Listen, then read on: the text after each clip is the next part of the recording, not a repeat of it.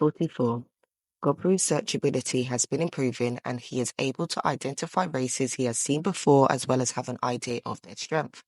He senses something heading his way when he is called by one of the other goblins. They've been approached by some entitled elves who tell them that the pitiful goblins dare to keep noble elves like themselves waiting. Gobrou has a feeling they will be a real pain to deal with. The elves tell them that they should be grateful as they are offering them a couple of months' worth of food for the village if they aid the elves in fighting the humans who are attacking them for their treasure. The elves think that the matter is settled as Gobji thinks it's a good offer.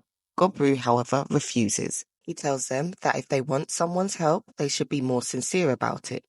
The elf tries to draw his sword to attack, but it's stopped when Gobrou uses one of his abilities. He tells them to have their hidden archers lower their bows. One of the archers shoots at him and he catches the arrow in his teeth before snapping it in two. The elf immediately tells them to lower their weapons. Gobrou tells them that if the humans are heading his way, he is not against teaming up. He uses one of the spear's abilities. When he stabs something, he can produce a limitless amount of spears that can extend as far as 100 meters. The elves make a quick retreat and Gobrou hopes that they will not be back anytime soon after a scare like that. Day 45. Gobrou hunted grey slimes in the woods. He hunts about 20 of them and eating their cores gave him the abilities physical attack resistance, auto-replication and fluid regeneration. He bites his finger and drops some blood on the rock. He uses the ability auto-replication and he creates a small blood version of himself. With this blood replication, he can see what it sees. Day 46. He had Gobmi and some of the others create some traveling clothes. He had put his blood in the lining of the clothes as an emergency transmitter. Day 47. His blood replication, which was hiding in the trees as a lookout, shows Gobrou that the elves have come back. He is annoyed that they have not learned anything. From inside the mouth of the cave, Gobrou roars at the elves. He walks out of the cave and wraps everyone in his spider silk. The elves are rounded up and are taken into the cave as prisoners.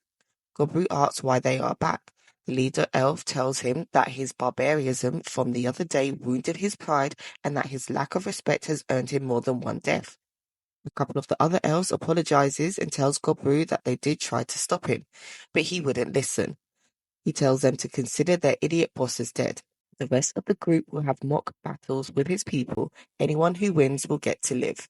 23 elves fought and only 6 were defeated. The 6 that were lost were all men. Gobrou had tweaked the match-ups as he didn't like the idea of dead beauties. After eating them, he learns the abilities Resident of Evergreen, Elementa, Knowledge of Archery, Tracking, and Hiding. He tells those that won that they need to surrender their weapons and magic items. The elves are now prisoners. A horny Gobji is vibrating himself over to Gobrou and the group of elves. He thinks he is getting lucky tonight, but Gobrou quickly nips that in the bud and says that they are not to be touched without his permission. Gobji says that he would do as Gobrou says as he needs to set a good example for the young'uns. He then goes on to execute the elf leader. Day 48. Gobkachi has taken down a bear with one swing of his axe. This levels him up to 100. Day 49. Gobkachi has evolved and he has now evolved into a special variant with dark red skin, which is a result of a blessing from the demigod of flame. He also has glossy iron-hard skin from the blessing of the demigod of war. Gobrou has not been able to spar with anyone since he became an ogre. Now that Gobkachi has leveled up, he asks if Gobrou wants to fight with him again.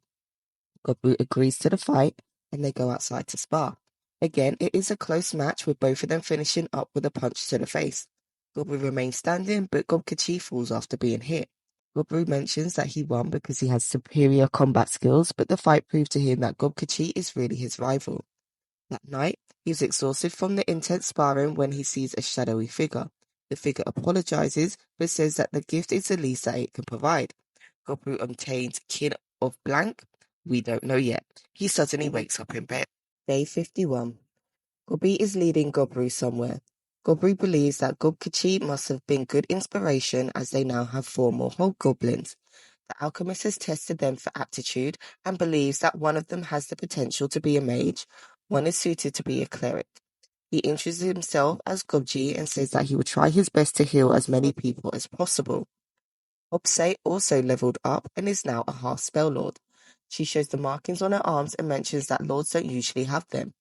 Gobrou thinks that they look like the ones on his body.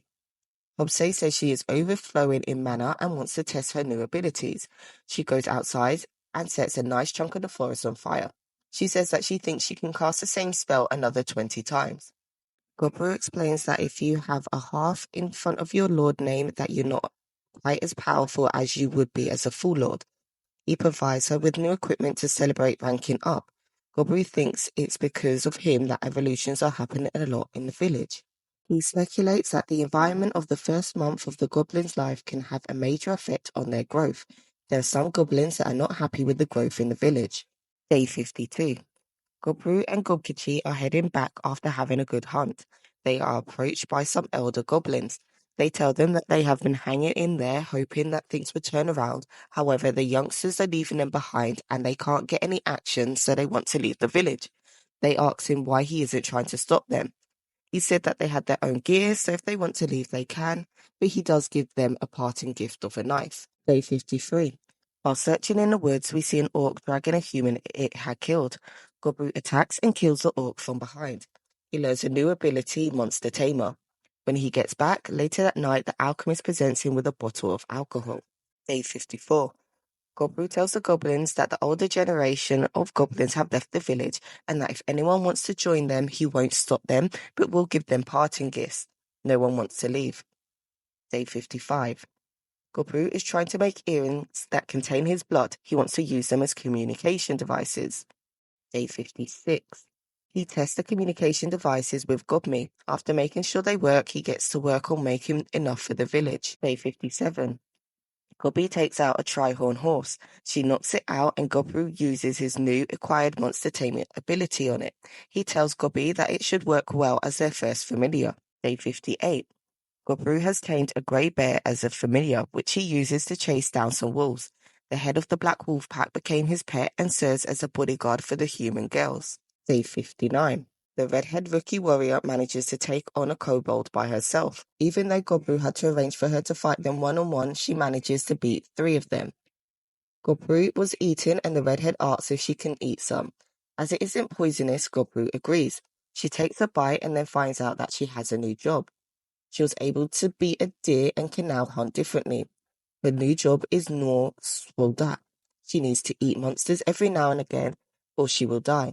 Nobji tells Gobrou that some goblins were attacked by humans and that they had to run home. Gobrou thinks that it is now time for the fight between the humans and elves. Day 60. Gobrou is woken up.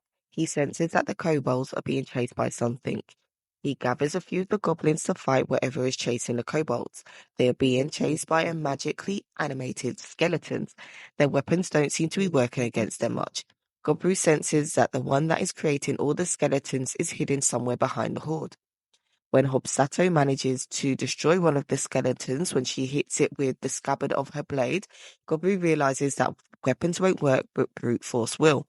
He tells them to put down their weapons and smash them apart. It doesn't take long for them to destroy the skeletons. Gobrou tells everyone to get clear and that he will take care of everything in 10 seconds. He has his spear and he keeps swiping and hitting, taking out a handful of skeletons each time until he has made it out of the cave. Finds the skeleton that was summoning the others and wastes no time in finishing it off. He takes a bite of the skull and learns how to summon lower undead, high-tier equipment materialization, mana absorption, low damage reduction, and low magic reduction. Back in the cave, the kobolds are bowing to Gobrou. They tell him that they had accidentally dug their way into Velvet's treasury and awakened its guardian, the Greater Skeleton. They had made a large ditch run to the Gobrou cave. They tell Gobrou that their survival is at his discretion. He tells them that he will get the wounded attended to and that they will talk later. Gobrou doesn't know how it happened, but he managed to gather an interesting crowd. That's it for today's recap on Monster. Please don't forget to like, comment and subscribe and stay tuned for the next recap.